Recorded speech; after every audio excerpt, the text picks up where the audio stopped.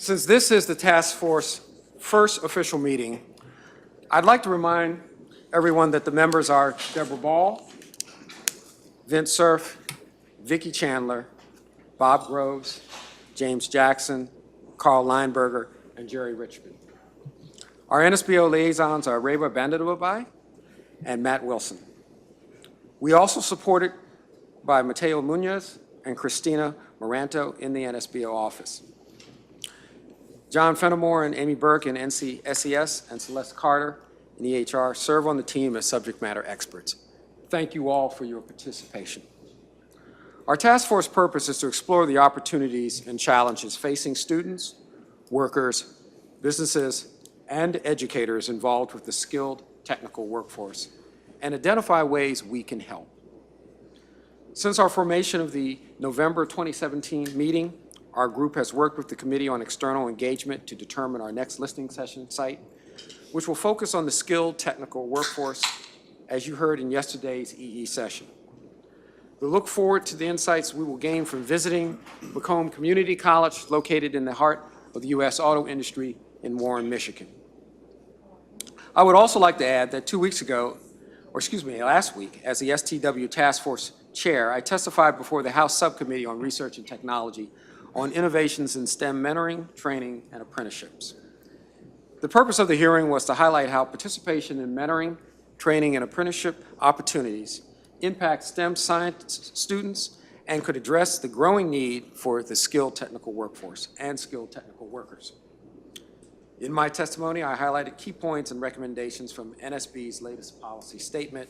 Our nation's future competitiveness relies on building a STEM-capable U.S. workforce and the objectives from the task force charge. Many of the members of the subcommittee attended, and there was clear bipartisan interest in this topic. I am pleased to note that a few members explicitly mentioned the importance of creating a STEM-capable U.S. workforce and used data from Indicators 2018 to support their arguments. It was terrific to see how well represented NSF was during the discussion. One of the witnesses was the PI of an ATE center, and as part of his testimony showed an OPA-produced video that featured the center. And another NSF program, CyberCore Scholarships for Service, was mentioned in a positive light several times during the session. This seems like an appropriate time to segue to our next order of business. We are very fortunate to have with us today Lisa Gevelber, VP of Marketing for the Americas region at Google and for the Ad Business Unit. And thank you, Vince Cerf, for your help in this, bringing Ms. Gevelber here. Lisa also leads the Grow with Google program. The program is designed to create economic opportunity for all Americans by providing free training and tools to help people grow their skills and careers. The board has invited Lisa here today to learn more about Growth with Google, the impact of their program, and their plans for the future. So Lisa, the floor is yours. Thank you so much. Good morning, everybody. I'm Lisa Gevelber, and I'm super happy to be here. I believe I have to turn this on. Is that working? Yes. Right on. My mother still doesn't understand what I do for a living, but she understands the National Science Foundation, and I think today is her proudest day. Let's hear it from Mom. So I spoke on the phone a few weeks ago with Vic and Maria and Diane, who are working on this skilled technical workforce group, and we realized that we had a lot to learn from each other. So I'm happy to be here today to share some of the things that we're doing to help ensure economic opportunity for everyone, and I hope to learn a lot from all of you. So I'm just going to talk for a few minutes about our programs and maybe start at the beginning. So as you guys may know, Google's mission is to make information universally accessible and useful.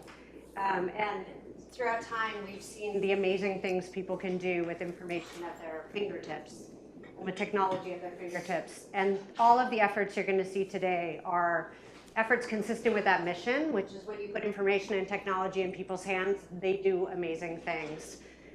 Sundar, our CEO, likes to say he's a technology optimist, not because he's an optimist about technology, but because he's an optimist about people. And I think that all the programs you're going to see here today are great reflections of that. So in October, we announced Grow with Google, and you can see our website here. It's at google.com/grow. And the mission of Grow with Google is to help people grow their skills, their careers, or their businesses. And as you can see, we have programs for teachers, for students, for job seekers, for startups, and for developers as well. And we realized we had a bunch of these programs. We had never put them all in one place. And so we've put them all on Grow with Google and created a whole bunch of partnerships, a few of which I'm going to talk about today, to help bring them to the world. But we know putting them up on a website is not enough. You have to really get to know people to understand their needs. So we've also been taking it on tour around the country, and I'll talk a little bit about that.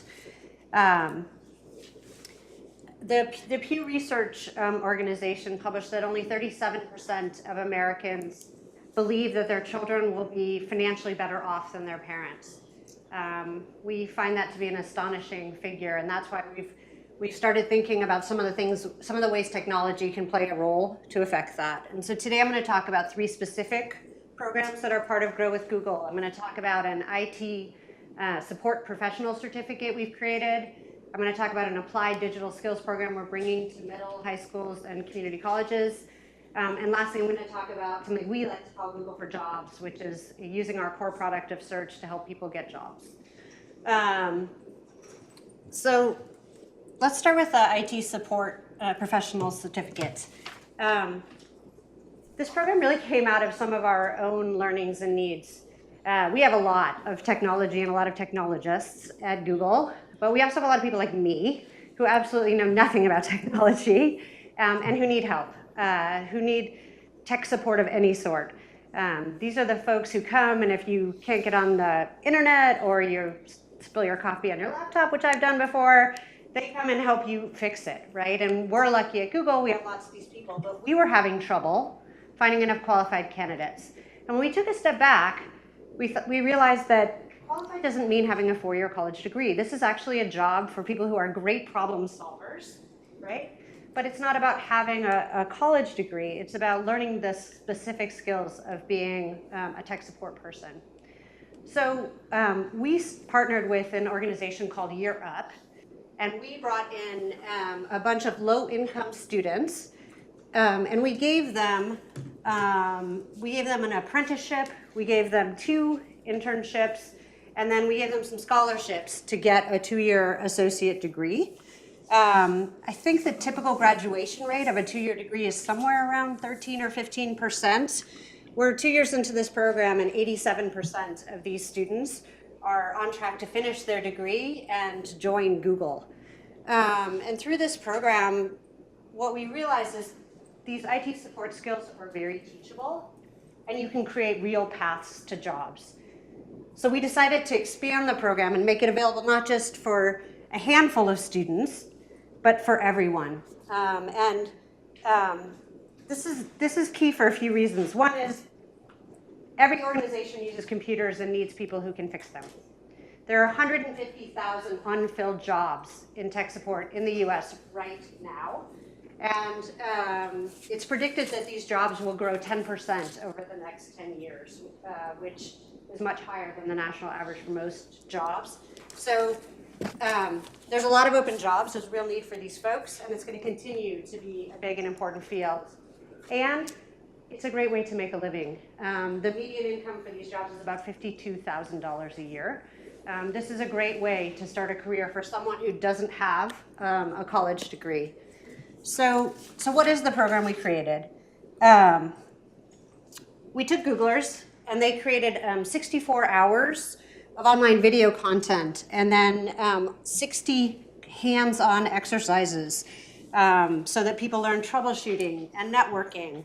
They learn operating systems, system administration, automation, security, and importantly, customer service. Everything you need to know to be an IT support professional, we teach, and we teach online. And we created this with Coursera. And most importantly, this program has no prerequisites. You don't have to go complete a bunch of classes to be eligible. 0 prereqs, and it's built so that people can complete the entire course in 8 to 12 months. So from zero prereqs to entry-level job readiness in 8 to 12 months. We launched it in mid-January of this year. It was the biggest first day launch Coursera has ever seen of first-time learners. And I think in the first 10 days, we had over 10,000 people sign up to enroll in the course.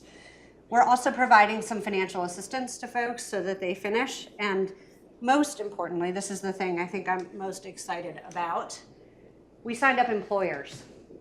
So the idea is here, these folks are ready to hire the kids who graduate from this program.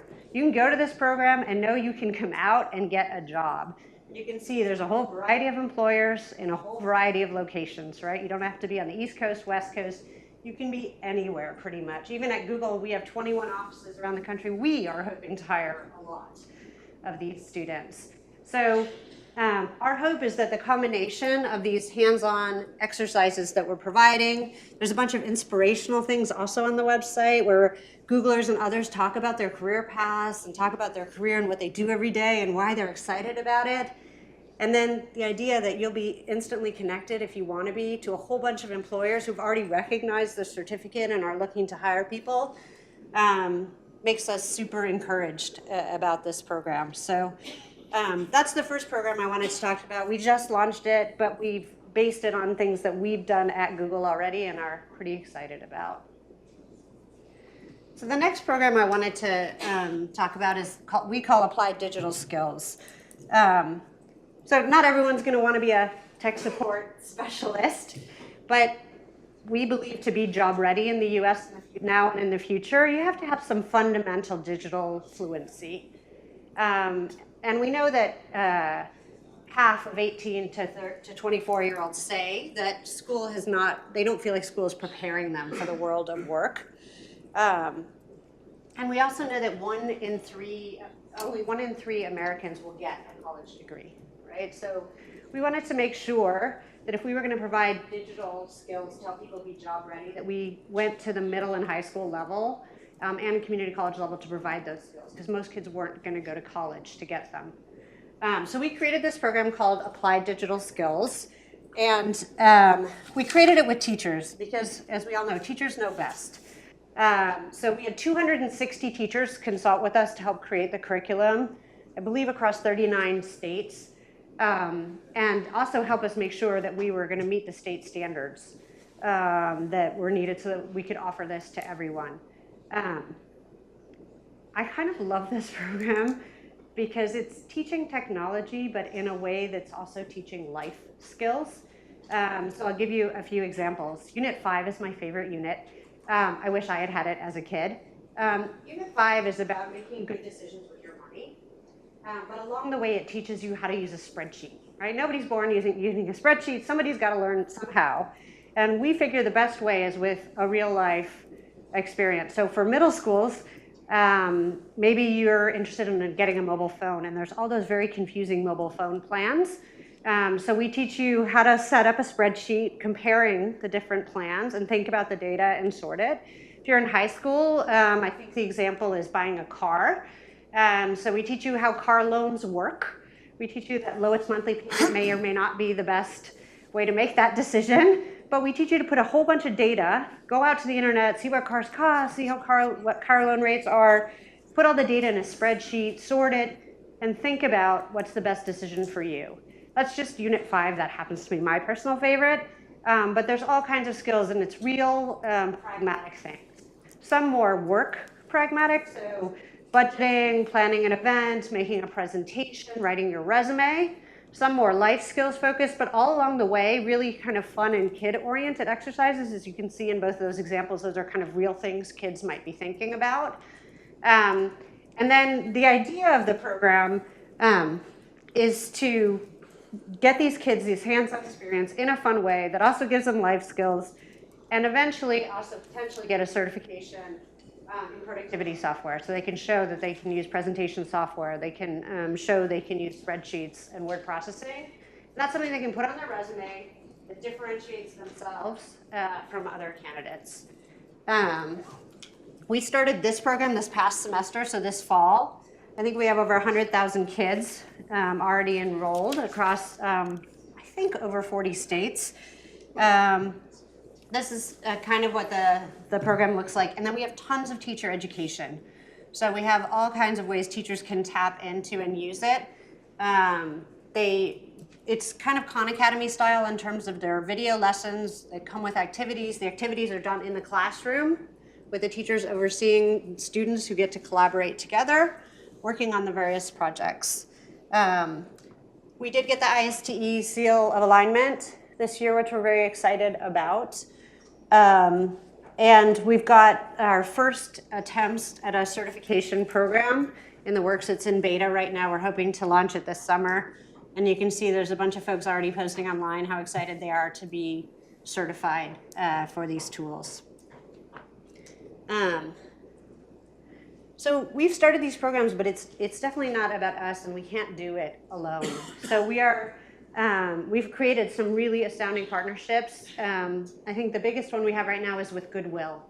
And I know a lot of us think of Goodwill as those like super treasure hunt stores, but actually Goodwill is the largest workforce development provider in the United States. Something like 80% of the population lives within 10 miles of a Goodwill. And what we funded, we gave a $10 million grant for them to create digital skills accelerators. So they've added some digital curriculums into their job training.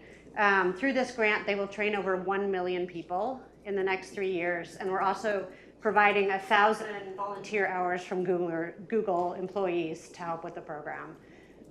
This is just one example, but I think it's a great example of something we really believe in, which is some things are going to be easy for people to do in a do-it-yourself online way, and then some things are just going to be higher touch by nature. And we want to make sure that the people who are on the ground as resources for all kinds of folks have tools in their hands so they can easily teach people, and people can access these things in a really local way. So we're excited about the Goodwill partnership, and we're hoping to do many more of these types of things.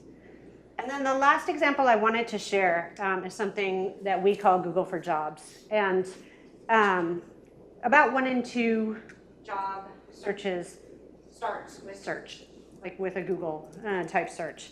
And we all know, in theory, unemployment's relatively low, but there's tons of underemployment. And also people who are looking for jobs are just people who don't have jobs today, right? Many people are looking for something that's a little closer to home, that pays a little better, maybe something that actually has benefits.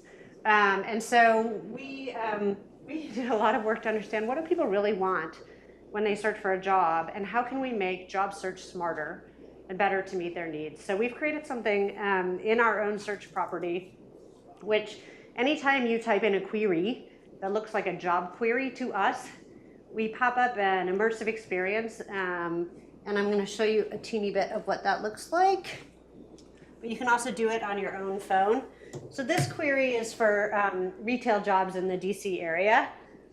And in your phone, you'll see at the bottom, there's all kinds of ways that you can sort the responses you get. You can look for full-time, part-time, an internship. You can hone in on geography. We've added a whole bunch of information to these. Some of them even give salary information. Or rough salary information. My favorite thing, though, is there's a button you can click. See where it says alerts are on for this search? It's default off, but you can turn it on. And then every time a new job that kind of matches the query you've been looking at gets posted to the web, you get a notification, right? So we know you're looking for retail jobs in the DC area, full-time or part-time, whatever you've chosen. We can tell you every single time a new job comes up that is like what you are looking for. And I think that is really magical for people.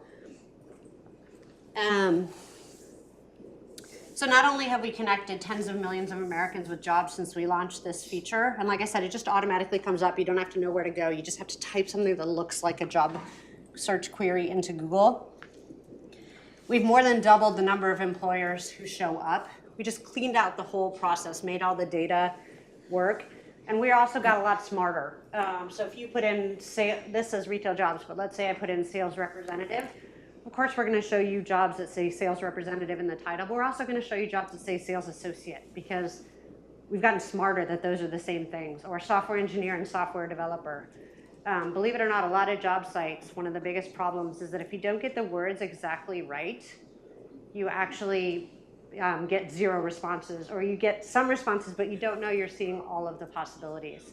So one of the things we're doing now that we figured out the taxonomy around these things is we're sharing that. So that not just on google.com is your experience better, but on any career site who wants to use our API, we will bring that technology and that logic in for them. We have tons of big employers using this already, FedEx, Johnson & Johnson, excuse me. And Johnson & Johnson has seen a 41% increase in qualified applicants since they started using this API in their back end. So the idea is better experiences for job seekers, better results means better candidates also for employers, and not just on google.com, but anyone who wants to use it can use the API.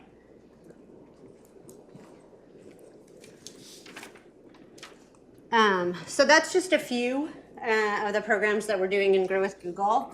Oops, that's the Johnson & Johnson website. But as I said, we're also taking it on tour. We have the Grow with Google tour. We've already been to a bunch of these places. We were in Pittsburgh and Indianapolis and Oklahoma City recently. We are headed to Lansing, Michigan on March 9th, and Louisville, Kentucky at the end of March, and plenty of other places, as you can see here. And in these events, the key thing is to build these local partnerships. They're really catalysts for all the local organizations to come out and be part of it together. They're all present at the event. Many of them are adopting these programs and curriculums in their own organizations. And the moment is just a moment in time for people to realize all the resources around them, not just the ones online, but the ones in their own communities. I've been lucky enough to go on a lot of these tour trips, and I'm from the Midwest, so I've been lucky enough to get to go back to the Midwest a few times. And the thing I hear when I go back to these communities is incredible optimism. People who believe in the untapped potential of the people around them, of their small businesses, of their communities, and who are just looking for a hand up, not a hand out. And I'm hoping that some of these programs provide exactly that. That's our ambition. And like I said, we're always looking for additional partners because we know we can't do it alone. Our approach, as you can see, has been provide scalable, sustainable products and programs, as well as a bunch of Google hours. I didn't mention we're trying to get 1 million Google volunteer hours in total toward these programs in the next 5 years. So get our people as well as our products involved so that we can deliver real, sustainable, and ongoing impact. So we're hoping you'll help us spread the word and that we can learn a lot from some of the things that your working group has discovered and that you hear other folks in industry doing, because I think it's going to take all of us to make a real difference. Thank you.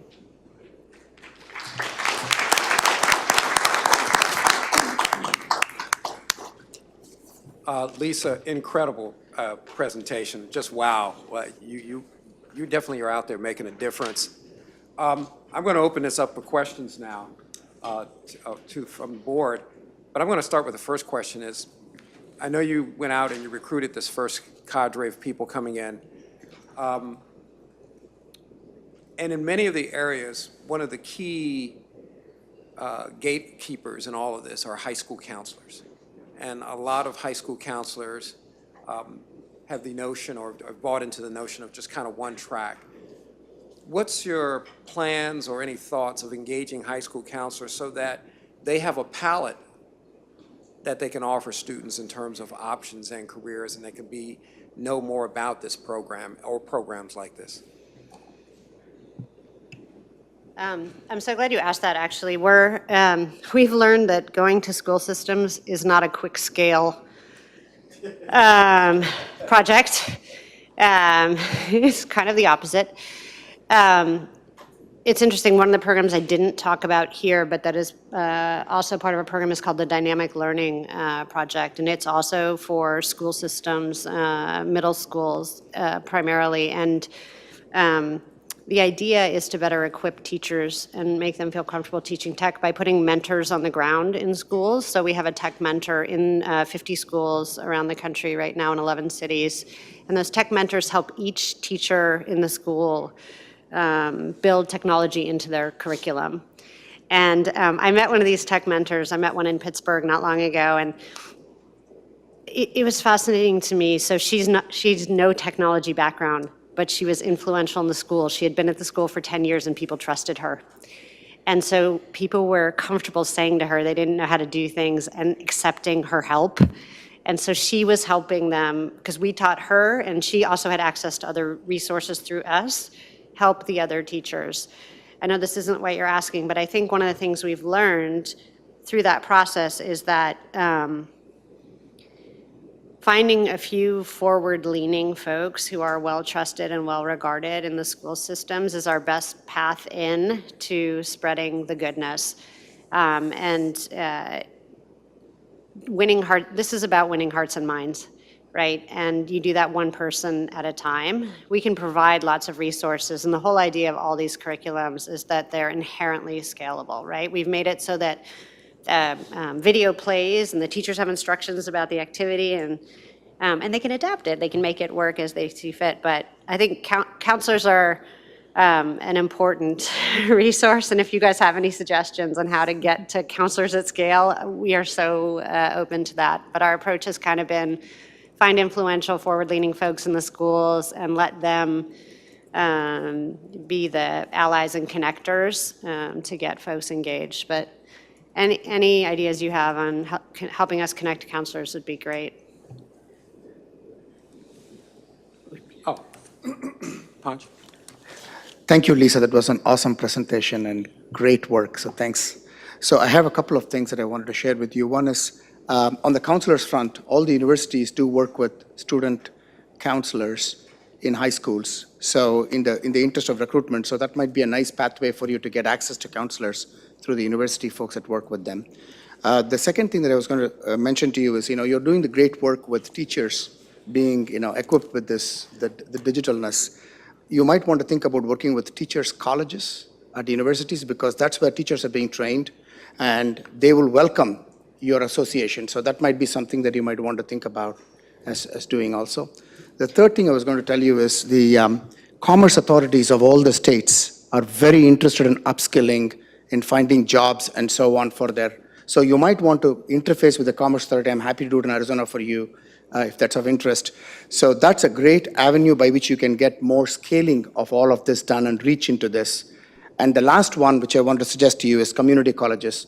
How can you partner with community colleges? Because they are building these skill sets that may not be complete, that may not be what ultimately gets the folks the jobs that they're looking for. So this might complete that for them. So you have access to scaled possibilities of people that you can work with. So these are just thoughts that I thought I will present. Yeah. Thank you so much. I love those ideas. We've started working with a few employment development agencies, which I think this Commerce Authorities might be a similar idea.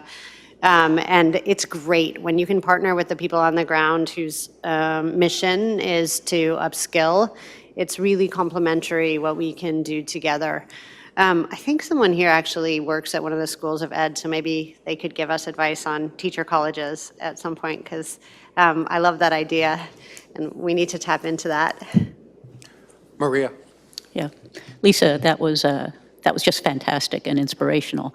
And I think I want to build from what Panch said. So the these community colleges, et cetera, just do an incredible amount of work with the resources they have. But then having employers in that area so people don't have to move. So if everybody has to, get a degree and then move away from their family and their support networks, et cetera, then we're not, fully succeeding, I think. And so enlisting employers who are in the vicinity of some of these, starting points, these community colleges, I think could, be very powerful. Yeah, I love that. When I showed this slide of employers for the IT support certificate, one of my favorite things is that those are organizations all over the country. I mean, places like Walmart, need IT people, not just in their headquarters in Arkansas, but in lots of places. And so I totally agree. I think the U.S. workforce is at all-time lows in mobility, which is probably partly a good thing, right? It means people can stay near their loved ones, and we need to help people find jobs where they are. I totally agree. We actually, it's funny, even at Google, we're trying to bring jobs all over the country, and we actually created more jobs outside Silicon Valley last year than we did in the Bay Area, and we just announced we're expanding our presence all over. I think we're in 21 states now, and we're really pushing to expand in at least 14 of those states. Vint? So, first of all, thank you very much for taking the time to come all the way out here and briefing us on this. I wouldn't have asked you to do it if I hadn't been really excited about it in the first place. I have 4 thoughts that come to mind. First one is that most of what you talked about is about entry-level folks, but I'm thinking about mid-career people as well, because technical training is going to be needed and sort of retraining in the sense. I felt like that this morning when I was learning how to use the NSF email system, which I won't speak anymore about, except to say that the tech support folks here are very good in spite of everything. But the point is, there may be other points in career where this kind of thing would be very useful. So you might want to respond, but I have 3 other things, but go ahead. I was just going to say, you know, we, in our learning tour around the country, we met with a lot of the top library associations in different cities. And one of the things that they expressed to us, they do a lot of digital skills training in libraries, and we're also providing our curriculums there, was that the people they tend to see at libraries are either seniors or people in career transition. And so a good, I think, channel to reach folks kind of mid-career, as you're saying, might very well be their local libraries. And so we're trying, it happens also unfortunately to be a one-at-a-time type thing, apparently, even though we've done some work with the American Library Association. No. Our goal is to get into some of the bigger library, forward-thinking library systems and have the word spread, because they touch a lot of these mid-career in transition folks. So another crazy idea has to do with what happens after you graduate from high school. I know that when students used to come to me when I was at Stanford and ask, you know, what should I do? And they had finished their baccalaureate degrees, and some of them thought, well, I should just race right into, you know, an advanced degree. And I said, no, go to work for a couple of years to figure out what you really like. I can imagine doing something like that. This program might allow someone who graduates from high school to get some work experience and then decide they want to go back for more advanced training. So that's another kind of hiccup in the system. It occurs to me that you should be in contact with Steve Case and his Rise of the Rest program, which is growing. It's all about trying to get to the flyover cities as opposed to East and West Coast. If you don't have a connection, I'll take care of that. So that's my action item from this one. Last point has to do with the APIs that you mentioned, the application programming interfaces. There's a bunch of machine learning that's hiding in there. And it's another one of those examples where the pragmatics of machine learning can make quite a big difference. It's not just the robots are taking over. This is sort of making our brains work better by helping the semantics work better in the case of job search, for instance. So that's, thank you very much for all of the help. Celeste?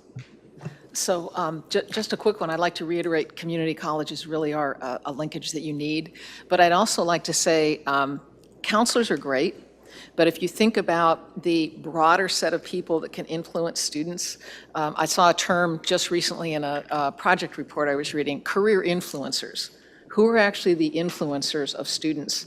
And they had a very long list, starting with parents, counselors were in there, teachers were in there, business people were in there. And I'm thinking, even things like Chamber of Commerce or like Kiwanis clubs that offer student scholarships, that would give you and you've got the legitimacy of this is Google, right?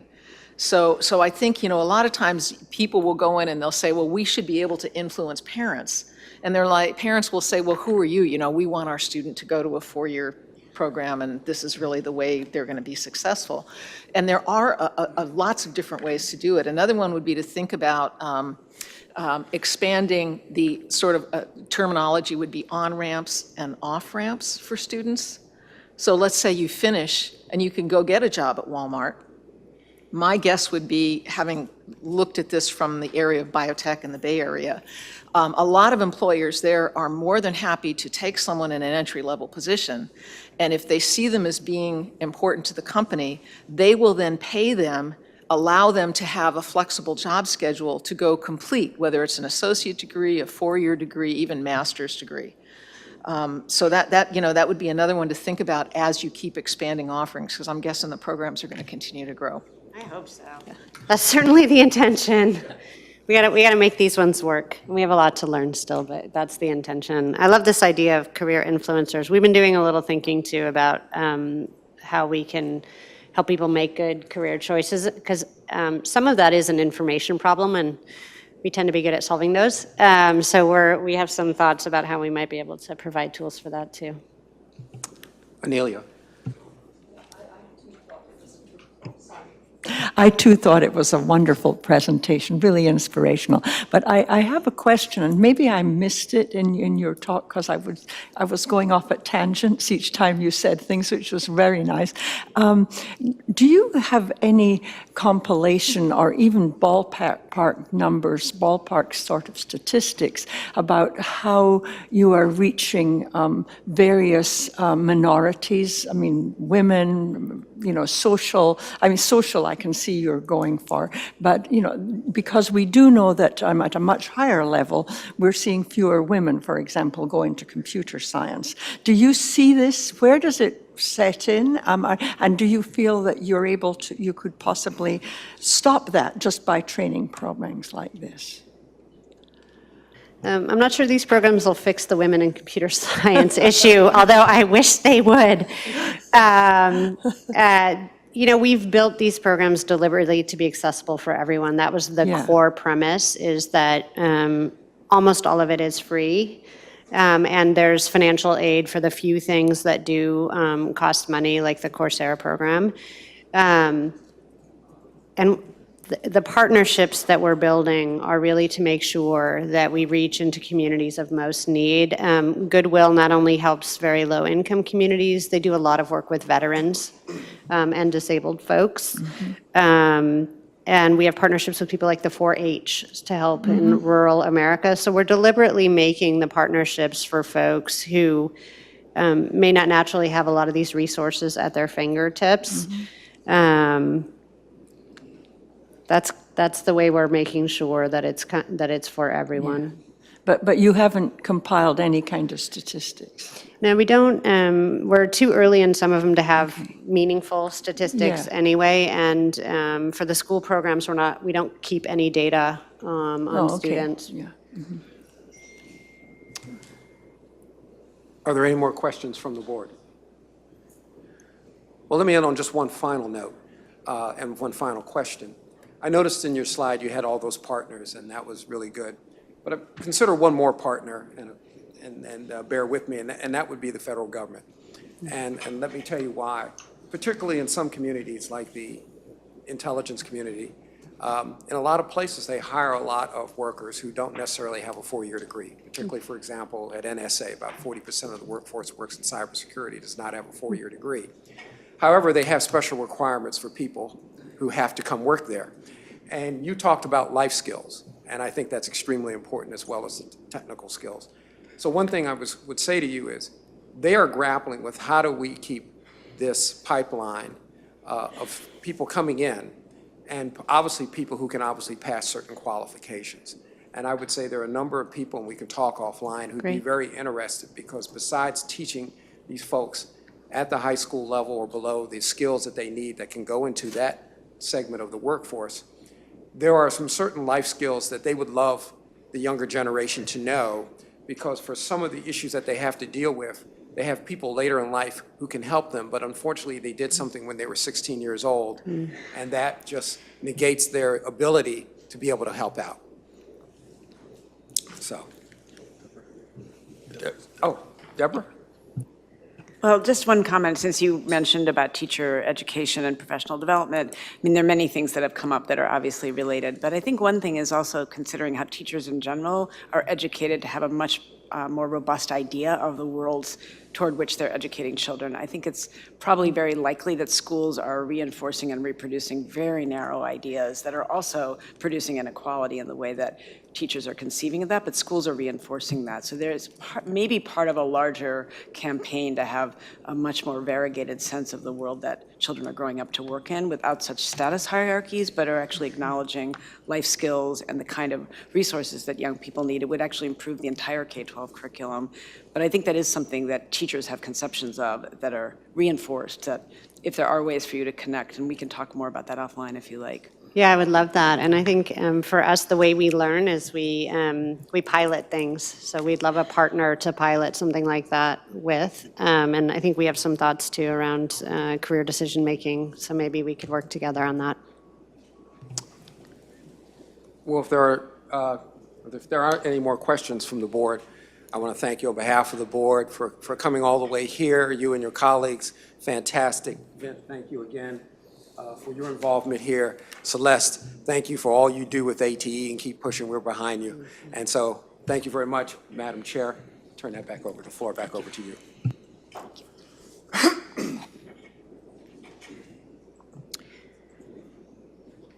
Okay,